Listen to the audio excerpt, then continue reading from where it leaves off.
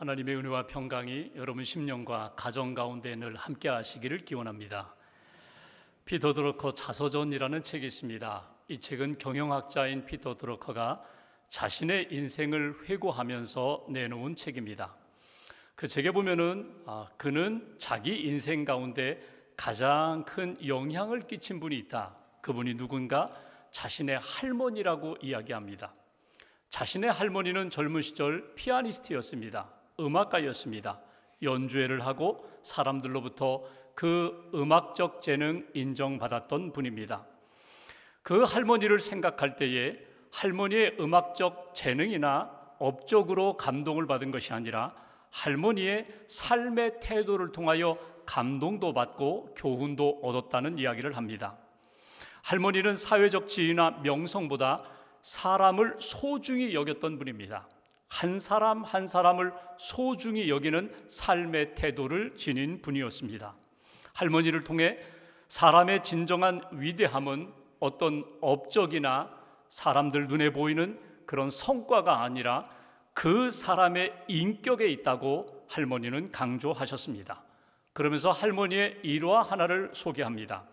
할머니가 사는 집 근처 모퉁이에 한 창녀가 살고 있었습니다. 동네 사람들은 그 여인이 무슨 일을 하는지를 다 알고 있습니다. 그런데 그냥 무시하는 겁니다. 모른 척하는 것입니다. 경멸의 눈으로 바라보는 것입니다. 그러나 할머니는 달랐습니다. 할머니는 다른 사람을 대하는 것처럼 똑같이 그 여인을 대했고 만날 때마다 정중하게 인사했고 따뜻한 눈길을 보냈습니다. 어느 추운 겨울 저녁에 할머니는 그 여인이 밖에 이렇게 떨고 있는 모습을 보았습니다. 넌지시 바라보면서 다가가 말을 건넵니다. 오늘 밤은 바람이 차군요. 따뜻한 목도리는 하고 있나요? 부드럽게 인사를 전합니다. 또 어떤 날은 그 여인이 감기에 걸려 기침을 하고 쉰 목소리를 내는 것을 듣게 됩니다. 할머니가 집에 달려가 계단에 올라가 약통을 뒤집니다. 목캔디, 감기약을 가져다가 그 여인에게 건네줍니다. 빨리 약 먹고 나으라고. 그 모습을 조카가 보고 할머니에게 이렇게 이야기합니다. 할머니, 그런 여자와 이야기하는 것은 점잖은 부인이 할 일이 아니에요. 할머니가 조카에게 이야기합니다. 예의를 지키는 것이 부적절한 일이 아니란다. 그 여자도 누군가의 딸이고 누군가의 자매란다. 사람을 귀히 여겨야 돼. 사람을 존중해야 돼. 사람을 죄인으로 바라보면 안 돼. 한 영혼으로 바라보아야 돼. 이것이 할머니의 교훈이었습니다. 드러커는 이런 이야기를 합니다. 사람을 직업이나 과거의 일로 판단하지 말고 지금 그 사람의 있는 모습 그대로 한 인격으로 한 영혼으로 대하는 마음과 눈이 필요하다는 것입니다. 여러분 어떻습니까? 하나님 앞에서 여러분은 어떤 마음, 어떤 눈을 가지고 살아가십니까? 사람들을 대할 때 여러분들은 무엇을 보고 어떤 마음으로 사람들을 대하고 계십니까? 지난 시간들을 돌아볼 때 여러분이 주님께 받은 은혜는 무엇입니까? 하나님께 받은 사랑은 무엇입니까? 여러분은 그 은혜, 그 사랑에 어떻게 감사하며 살고 계십니까? 오늘 성경에는 예수님께 찾아온 한 여인을 예수님이 만나 주시고 그의 사랑과 감사와 믿음의 고백을 인정하시는 말씀이 오늘 본문의 말씀입니다. 예수님이 말씀하시는 것처럼 이 여자를 보느냐, 이 여자를 주목하라는 것입니다. 이 여자가 가지고 있는 감사, 사랑 그리고 믿음의 고백을 너희들도 간직해라 주시는 말씀이 오늘 본문의 말씀입니다. 말씀을 통하여 나 자신을 돌아보면서 하나님 앞에서 나는 어떤 마음, 어떤 고백으로 살고 있는가? 사람들을 대할 때 나는 어떤 믿음의 자세, 사랑의 자세로 살고 있는가? 다시 한번 점검하고 하나님의 기쁨이 되는 믿음의 길 걸어가시기를 주님의 이름으로 기원합니다. 오늘 본문 앞에 있는 36절 말씀을 제가 봉독하겠습니다. 한 바리새인이 예수께 자기와 함께 잡수시기를 청하니 이에 바리새인의 집에 들어가 앉으셨을 때 한 바리새인, 우리가 오늘 성경을 읽어보면 그의 이름은 시몬이라고 되어 있습니다. 시몬이라는 바리새인이 예수님을 자기 집에 초청했다는 것입니다. 그리고 그 집에 앉아 함께 음식을 잡수시는 때에 한 여성이 그 집에 등장합니다. 37절, 그 동네에 죄를 지은 한 여자가 있어 예수께서 바리새인의 집에 앉아 계심을 알고 향유 담은 옥합을 가지고 와서 한 여인이 바리새인의 집에서 함께 식사하고 있는 예수님을 찾아서 만나기 위하여 그 집에 들어왔다는 것입니다. 그런데 그 여인에 대하여 37절에 보면 이렇게 표현합니다. 그 동네에 죄를 지은 한 여자, 죄인이라는 것입니다. 여러분, 죄인이라고 그렇게 표현했지만 여러분, 이 죄인은 어떤 죄인입니까? 창녀입니다. 동네 사람들이 다 알고 있는 창녀입니다. 여러분, 유대교에서, 유대 신앙 전통에서, 이스라엘에서 창녀는 없습니다. 왜냐하면 창녀는 돌에 맞아 죽습니다. 그런데 로마가 지배하면서 로마 군인이 들어오면서 창녀들이 생겼습니다. 그리고 창녀에게 돌을 던지지 못하도록 로마의 법으로 그렇게 금지했습니다. 오늘 이 동네의 창녀가 예수님을 찾아왔다는 것입니다. 그 찾아온 이 여인, 예수님이 어떻게 대하시는가? 여러분, 오늘 38절 말씀을 한번 보십시오. 이 여인이 예수님께 와서 무엇을 했는가? 38절 한 절 함께 봉독합니다. 예수의 뒤로 그 발 곁에 서서 울며 눈물로 그 발을 적시고 자기 머리털로 닦고 그 발에 입 맞추고 향유를 부으니, 이 여인이 지금 이 바리새인 집에 들어와서 예수님 가까이 예수님 곁에 서서 울었다는 것입니다. 눈물을 흘리는데 그 눈물이 예수님의 발에 떨어졌다는 것입니다. 그러자 자기 머리털로 예수님의 발을 닦습니다. 그 발에, 예수님의 발에 입을 맞춥니다. 준비해온 그 향유를 예수님께 쏟아 부었다. 이것이 오늘 예수님께 나온 여인이 예수님께 보여준 행위, 모습인 것입니다. 오늘 이 여자는 누군가? 동네 사람들이 다 아는 거룩하지 못한 삶을 사는 여인입니다. 창녀로 소문났습니다. 또 다른 성경을 비추어 본다면 이 여인은 7 귀신 들렸던 여인입니다. 7 귀신이라면 귀신이 7번 들어왔다 나갔다 들어왔다 나갔다, 그 7번이 아닙니다. 세상에 온갖 거룩하지 못한 귀신들이 다 그 여인 안에 들어와서 내면 세계가 무너진 여성입니다. 여러분, 몸과 마음과 정신 모든 것이 다 깨어지고 황폐한 그런 인생입니다. 근데 이 여인이 예수님을 만났습니다.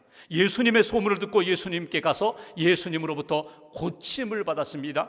귀신이 떠나고 그의 영혼이 회복되었다. 이 여인도 아브라함의 자손이라고 구원의 역사를 경험한 이 여성입니다. 이 여성이 예수님께 나왔다는 것입니다. 여러분, 어떤 학자들은 이렇게 표현합니다. 여기 7 귀신은 7가지 죄악을 상징한다고. 맥클라렌이라는 스코틀랜드 신학자는 이렇게 표현합니다. 여기에 7 귀신은 우리가 인생을 살아가면서 우리 안에 들어와 우리의 심령과 삶을 무너뜨리는 무서운 죄악들이다. 그 7 죄악이 무엇인가? 교만, 시기, 분노, 호색, 탐욕, 무절제, 그리고 영적인 나태함. 그것이 오늘 이 여인의 인생을 무너뜨렸는데 예수님을 만나면서 예수님이 치유해 주셔서 귀신이 떠나가고 회복되었다. 거룩한 삶을 청산하고 이제는 거룩하지 못한 삶을 청산하고 이제는 거룩한 삶으로 나아가는 새 출발한 여성이었다. 이 여성이 예수님을 사랑하기 때문에 예수님의 은혜에 감사하여 오늘 예수님께 나와 눈물을 쏟고 향유를 부어 드렸다는 것입니다. 여러분, 이 집주인 시몬이 이 못마땅해요. 불쾌해요. 지금 내가 예수님을 모시고 잔치하고 음식을 나누는 시간에 저 죄인이 들어와서 눈물 쏟고 예수님 발에 입 맞추고 그리고 향유를 붓는 것이 못마땅해요. 그 못마땅해하는 시몬을 향하여 예수님이 말씀하십니다. 44절 보실까요? 제가 봉독합니다. 그 여자를 돌아보시며 시몬에게, 그 집주인 바리새인에게 이르시되 이 여자를 보느냐? 내가 네 집에 들어올 때에 너는 내게 발 씻을 물도 주지 아니하였으되 이 여자는 눈물로 내 발을 적시고 그 머리털로 닦았으며. 시몬아, 나를 초대했을 때, 내가 이 집에 들어왔을 때 너는 어떻게 하였느냐? 보통 유대인의 전통에 의하면 손님이 집에 들어오면 제일 먼저 무엇을 합니까? 발 씻을 물을 내놓습니다. 그리고 종이나 주인이 지금 자기 집에 들어온 손님의 발을 깨끗하게 씻어줍니다. 이게 정결예법입니다. 이게 최소한의 예의입니다. 그런데 오늘 예수님 말씀하십니다. 너는 내가 이 집에 들어올 때 발 씻을 물도 주지 않았는데 오늘 이 여인은 어떻게 했느냐? 내게 다가와 눈물로 내 발에 눈물을 흘리며 머리털로 내 발을 씻어 주었다. 너는 내게 입 맞추지 않았지만 보통 손님이 오시면 발을 씻어주고 허그하고 입 맞춤으로 인사하는데 이 여인 어떻게 했느냐? 내 발에 입 맞추었고 향유를 내 머리에 부었다. 향유를 내 발에 부었다.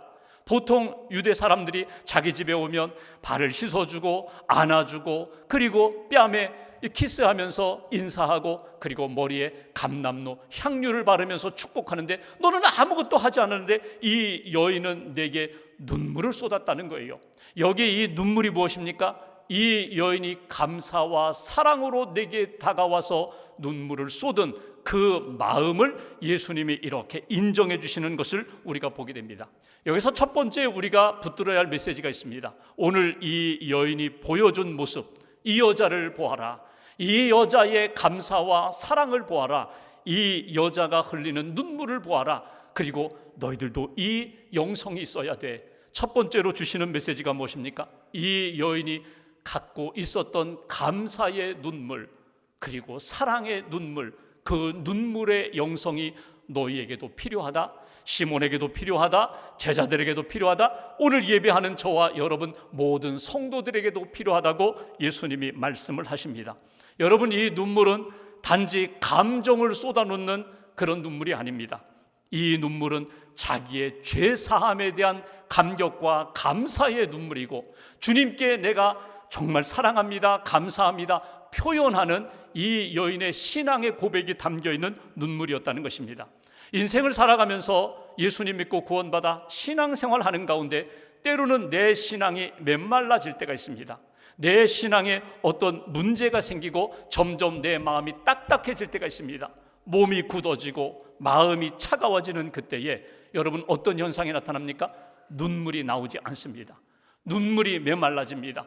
기도해도 찬송을 불러도 말씀을 읽고 들어도 내가 하나님 앞에서 정말 헌신의 자리에 내가 열심히 섬겨도 내 심령의 눈물이 메말라 있는 상태가 된다면 이미 내 영혼은 황폐해졌다는 것입니다. 그래서 우리가 하나님 앞에 은혜를 구할 때 하나님 내게 눈물의 영성을 회복시켜달라고, 하나님 내가 기도할 때 내 죄가 생각나고 하나님 앞에 기도할 때에 하나님의 은혜가 생각나고 하나님의 사랑, 하나님의 치유하심과 회복이 정말 내 안에 살아있어 눈물이 강을 이루는, 눈물로 물된 동산과 같은 하나님의 은혜를 다시 한번 체험하는 그런 인생 되게 해달라고 우리가 하나님 앞에 기도하는 것입니다. 오늘 시몬에게 이 여자를 보느냐, 보라는 것입니다. 주목하라는 것입니다. 너는 내게 발 씻을 물도 주지 않았지만 이 여인은 눈물로 나를 품었다, 감사로 나왔다. 이 여인을 주목하라고, 눈물의 영성을 회복하라고 오늘 주님 주시는 말씀으로 여러분, 저와 여러분의 신앙 여정 가운데 다시 한번 눈물을 회복하는 감사의 눈물로 하나님 앞에 응답할 수 있는 그런 은혜가 있기를 주님의 이름으로 기원합니다. 어떤 분이 하나님 앞에 뭔가 드리고 싶어요. 하나님을 만나고 싶어요. 꿈속에서 하나님 앞에 뭔가 드리고 싶어서 이것저것 찾다가 어떤 자선 사업가의 땀을 가지고 하나님 앞에 나아갔습니다. 하나님 기뻐하실 줄 알았는데 아니라고 하십니다. 이번에는 순교자의 피를 가지고 하나님 앞에 갔습니다. 그것도 아니라고 말씀하세요. 정말 가난한 과부가 정말 주님을 사랑하여 정말 적은 돈, 자기 집에 최선을 다하여 모은 사랑의 헌금을 가지고 주님께 갔어요. 그런데 그것도 아니라는 거예요. 주님이 이렇게 말씀하세요. 내 것을 가져오라는 거예요. 내 중심을 가져오라는 거예요. 주님, 저는 드릴 게 없는데요. 주님, 저는 죄투성이인데요. 저는 부끄러움 뿐인데요. 그리고 하나님 앞에 기도하는데 갑자기 자기의 죄가 생각나면서 눈물이 쏟아졌어요. 회개하면서 하나님 앞에 기도하는 가운데 자기의 회개의 눈물을 손에 담아가지고 하나님 앞에 가져갔더니 내가 원하는 것이 바로 그것이다. 내가 기뻐하는 것이 바로 그것이라고 회개의 눈물을 받아주시면서 이렇게 품어주시는 그 주님의 품에 안기면서 꿈에서 깼다는 거예요.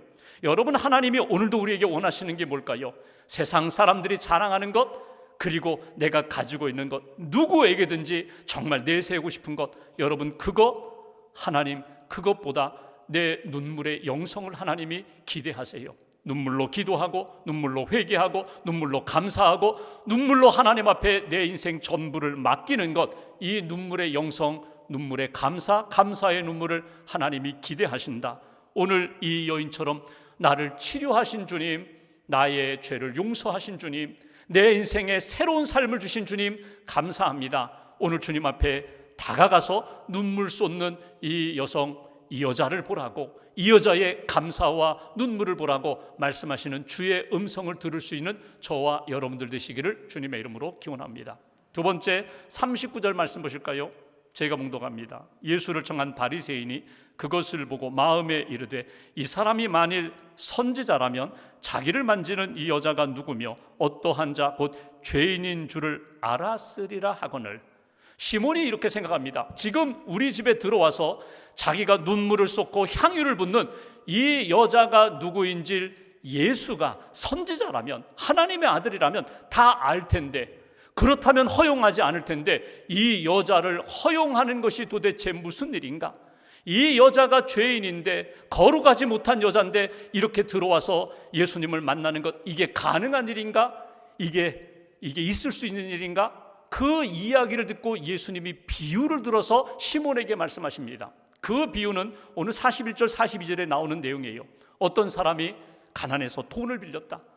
두 사람이 돈을 빌리는데 한 사람은 500데나리온, 한 사람은 50데나리온을 빌렸다는 거예요. 여러분, 데나리온의 가치는 남자 장정이 하루 일하면 받는 품삯이 한 데나리온입니다. 쉽게 표현하면 한 데나리온 10만 원으로 계산해 보면 대략 어느 정도인지 알 수 있어요. 500데나리온을 빌렸다, 그러니까 5천만 원을 빌리고, 50데나리온을 빌렸다, 500만 원을 빌렸어요. 두 사람이 돈을 빌렸는데 갚을 능력이 없어요. 빌려준 주인이 탕감합니다. 그래, 돈 갚지 않아도 돼. 그렇다면 이 두 사람 가운데 누가 더 큰 은혜를 받았다고 생각하고 더 큰 사랑을 받았다고 생각하겠느냐? 누가 더 큰 사랑을 가지고 그 자기의 빚을 탕감해 준 사람에게 감사를 표현하겠느냐? 그랬더니 시몬이 이야기합니다. 더 많이 탕감받은 사람이죠. 내 판단이 옳도다. 여러분, 이것은 무엇을 이야기하는 것입니까? 지금 더 많은 빚을 지고 있다가 탕감받은 사람이 누구예요? 이 여자예요. 죄인으로 불렸던 이 여자예요. 적게 빌렸다가 탕감받은 사람 누구예요? 시몬이라는 바리새인이에요. 더 많은 사랑을 받았기에 더 많은 사랑으로 주님께 나온 거야. 자기의 인생 가운데 가장 소중한 향유 옥합을 깨뜨려서 주님께 향유를 부은 그 사랑을 나는 받았다. 이 여인이 더 큰 은혜, 더 큰 사랑을 받았다고 고백하는 것, 나는 받았다. 이것이 예수님의 말씀이에요. 47절 말씀 보실까요? 47절 한 절 같이 봉독합니다. 이러므로 내가 네게 말하노니 그의 많은 죄가 사하여 졌도다. 이는 그의 사랑함이 많음이라. 사함을 받은 일이 적은 자는 적게 사랑하느니라. 내가 받은 사랑, 나는 적게 받았어. 그러면 그 응답으로, 반응으로 적게 사랑하지만 나는 엄청난 사랑을 받았어, 엄청난 은혜를 입었어. 그러면 그 사랑에 감사하고 감격하여 더 큰 사랑으로 응답하는 거야. 여기 빚이라는 이 단어가 여러분 성경 원문대로 표현한다면요, 죄라는 단어와 의미가 같아요. 여러분, 어떤 사람은요 작은 콩알만한 죄를 지었다고 생각하고 어떤 사람은 큰 바위와 같은 죄를 지었다고 생각해요. 하나님이 내 죄를 용서하셨어요.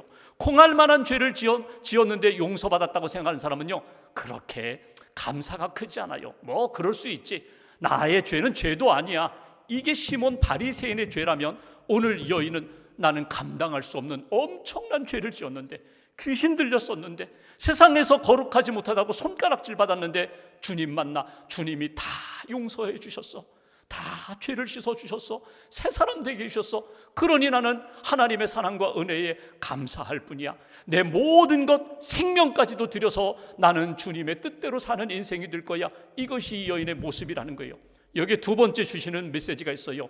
이 여인이 가슴에 품었던 은혜 받고 사랑받은 것에 대하여 응답하는 것처럼 너희들도 사랑의 감사로, 사랑의 헌신으로 하나님 앞에 응답하며 살라는 거예요. 여러분, 이 여인이 그냥 눈물만 흘린 것 아닙니다. 소중한 향유를 쏟았어요. 다른 성경에 보면은 향유의 가치가 300데나리온이나 된다고 그랬어요. 그러니까 남자 장정이 1년 동안 일하는 연봉이에요. 그 엄청난 300데나리온, 3천만 원이나 되는 가치가 되는 그 향유를 한순간에 예수님께 쏟아부었다는 거예요. 그만큼 이 여인은 감사가 있고 사랑이 있고 헌신이 있다. 예수님이 인정해 주시는 말씀이에요. 여러분, 이 여인의 헌신을 볼까요? 부끄러움 개의치 않아요. 사람들 눈총 개의치 않아요. 여러분, 보통 유대인 여자가 남자들에게 가까이 가지 못합니다. 자기 남편 외에 어떤 남자에게도 가까이 갈 수 없어요. 딱 거리를 정해 놓았어요. 1.8m 이상 가까이 그 안에 들어오지 말아라. 딱 거리를 정해 놓았어요. 근데 이 여인 보십시오. 바리새인 집에 들어갑니다. 예수님 발 곁에까지 가요. 예수님 곁에까지 가요. 사람들 얼마나 수군거렸을까. 저 죄인이 왜 여기 왔어? 저 죄인이 왜 예수님께 가까이 가? 개의치 않아요. 내 사랑을 나는 주님께 드리리라. 내 사랑과 감사를 나는 주님께 표현하리라. 이것이 이 여인의 가슴 속에 있었던 주님을 향한 뜨거운 사랑이에요. 계산하지 않아요. 여러분, 지금 이 가치가 얼마나 되나? 이걸 과연 지금 쏟아 부어야 되나? 쏟아 부은 이후에 어떤 효과가 있을까? 계산하지 않아요. 여러분, 누구를 사랑하는데 시간을 계산하고 물질을 계산한, 돈을 계산하고 이 사람과의 관계에서 손익을 계산하는 순간 내 사랑은 깨어집니다. 내 사랑은 상실되는 거예요. 사랑은 계산할 수가 없어요. 하나님이 이 땅에 우리의 죄를 구원하기 위하여 예수님을 보내주시고 예수님이 십자가에서 나를 대신하여 죽으셨습니다. 내 대신 죄값을 치르셨어요. 여러분, 이것이 계산으로 나오나요? 안 나와요. 계산할 수 없는 사랑이에요. 우리가 그 사랑을 받았다면, 우리가 정말 주님을 사랑한다면 주님의 은혜에 감사하여 내 삶을 드리겠습니다. 내 소중한 것 드리겠습니다. 그렇다면 계산하지 않는 사랑, 기회를 놓치지 않아요. 여러분, 이럴 수 있잖아요. 예수님 한적한 곳에 계실 때 단둘이 만날 수 있는 상황이 되면 내가 옥합에 향유를 가득 담아서 예수님께 부어드려야지, 예수님께 기도받아야지, 사랑을 고백해야지. 여러분, 다음에 기회 봐서 다음에 하지. 그렇지 않아요. 지금 내 안에 있는 뜨거운 사랑을 나는 주님께 쏟아붓겠다는 거예요. 사랑을 고백하겠다는 거예요. 사람들 뭐라고 하든지 상관없다. 이 가치가 얼마냐? 상관없다. 이 기회 놓치지 않고 나는 주님께 다가가리라. 어떤 여자분이 하나님 앞에 기도합니다. 하나님, 여자 성도님이 하나님, 저에게 은혜를 주세요. 하나님, 저에게 물질적인 여유도 주시고 또 하나님, 제게 재능의 여유도 주시고 은혜도 주시고 시간적 여유도 주세요. 그럼 제가 주님을 위하여 헌신하겠습니다. 하나님이 하나씩 재능도 재물도 은혜도 은사도 기회도 하나님이 이렇게 만들어주세요. 그런데 그럴 때마다 이 여인이 이렇게 얘기합니다. 다음에요. 지금보다 더 좋은 때에 더 좋은 기회가 만나면 그때 제가 주님께 드리겠습니다. 주님께 헌신하겠습니다. 근데 어느 순간에 보니까 하나님이 이렇게 주셔서 정말 풍성해졌는데 어느 순간에 보니까 하나씩 빠져나가는 거예요. 하나님이 거두어 가시는 거예요. 센스 있게 딱 눈치챘습니다. 이러다가는 내가 하나님 앞에 헌신하지 못하겠구나. 하나님, 다시 주세요. 다시 주시면 제가 정말 하겠습니다. 제가 정말 하나님을 위하여 헌신하겠습니다. 그때 하나님이 주신 답, 타임 아웃, 끝났다는 거예요. 시간 초과, 기회 지나갔다는 거예요. 여러분, 우리가 그럴 때가 많아요. 제가 조금 더 여유가 생기면 경제적으로, 또 제가 좀 시간적으로, 좀 제가 재능적으로 여유가 생기면 그때 하겠습니다. 그렇게 미루다가 평생 한번 정말 마음을 다하고 내 사랑을 쏟는 헌신 한번 못하고 하나님의 부름 받을 때가 있어요. 기회 놓치지 마시라는 거예요. 사람들 눈치 보지 마시라는 거예요. 계산하지 마시라는 거예요. 하나님이 주신 때에 주님 마음 주셨으면 제가 향유를 쏟듯 주님께 쏟겠습니다. 사랑을 쏟겠습니다. 주신 은혜 기억하고 감사하며 주님께 나아가겠습니다. 이것이 오늘 여인을 통하여 우리에게 주시는 메시지입니다. 하나만 더 보면 48절 말씀 보실까요? 예수님이 여자에게 말씀하십니다. 내 죄사함을 받았느니라. 이미 과거형이에요. 내가 처음에 나에게 왔을 때, 내가 만났을 때 죄 용서했고 용서함 받았다. 다시금 확인하시는 것입니다. 50절 말씀 함께 봉독합니다. 예수께서 여자에게 이르시되 내 믿음이 너를 구원하였으니 평안히 가라 하시니라. 아멘. 내 믿음이 너를 구원하였으니 평안히 가라. 내 눈물이 너를 구원하였다? 아닙니다. 내 향유, 옥합을 깨뜨린 그 향유, 헌신이 구원하였다? 아닙니다. 내 믿음이 너를 구원하였다, 이렇게 말씀하십니다. 성경에 구원에 대한 이야기가 많이 나와요. 병든 자가 치유 안 받은 것도 구원이라고 하고, 문제가 해결되어야 되는데 그 문제 해결할 수 없는 능력 없는 상황 가운데 주님이 해결해 주신 것, 그것도 구원이라고 하고, 물에 빠지고 풍랑을 만난 이들에게 주님이 풍랑을 잔잔케 하시고 건져주신 것도 구원이라고 말합니다. 근데 오늘 여기서 이 여인에게 말씀한 구원은요, 그런 구원이 아니에요. 자기의 죄를 용서 안 받고 새 생명을 얻은 구원입니다. 영생을 얻은 구원이에요. 내 믿음이 너를 새 생명 얻게 했다, 하나님의 자녀 되게 했다, 천국 백성 되게 했다. 이것이 예수님이 주신 말씀입니다. 내 눈물 속에 담겨있는 그 믿음의 고백 내가 안다. 내가 향유를 부은 그 사랑 그 속에 담겨있는 고백도 안다. 내 믿음이 너를 구원하였으니 이제는 평안할지어다. 죄로부터 자유함을 얻을지어다. 어둠으로부터 자유함을 얻을지어다. 주님과 함께 평강의 삶을 살라고. 이 여인이 가지고 있는 믿음이 뭐예요? 예수님을 믿어요. 그분의 능력을 믿어요. 그분의 말씀을 믿어요. 내 스스로는 도저히 해결할 수 없는데 주님이 함께 하시면 해결됨을 믿는 그 믿음으로 이 여인이 구원함도 받고 평강도 약속받는 것을 우리가 보게 됩니다. 세 번째, 꼭 기억하세요. 믿음의 고백이 필요합니다. 입술로 고백하는 믿음의 고백이 필요하고, 이 여인처럼 삶으로 하나님 앞에 드리는 믿음의 고백이 나로 하여금 구원의 은총, 평강의 선물을 받게 한다는 것. 오늘 예수님께 나와 감사하고 사랑하고 믿음으로 고백하는 이 여인을 주목하라. 그리고 이 여인이 품고 있었던 그 믿음을 너희도 간직하라고 주님이 말씀하십니다. 내 힘으로 해결할 수 없는 많은 문제들 오늘 주님 앞에 다 고백하며 내려놓습니다. 주님이시면 합니다. 병든 내 몸도 주님이시면 회복시켜 주실 줄 믿습니다. 상한 심령도 주님이시면 평강의 심령으로 바꿔주실 줄 믿습니다. 내 삶의 많은 문제들 주님께 맡깁니다. 주님, 나를 구원하여 주옵소서. 영적으로 육신적으로 사람들과의 관계 속에서 나를 구원해 달라고.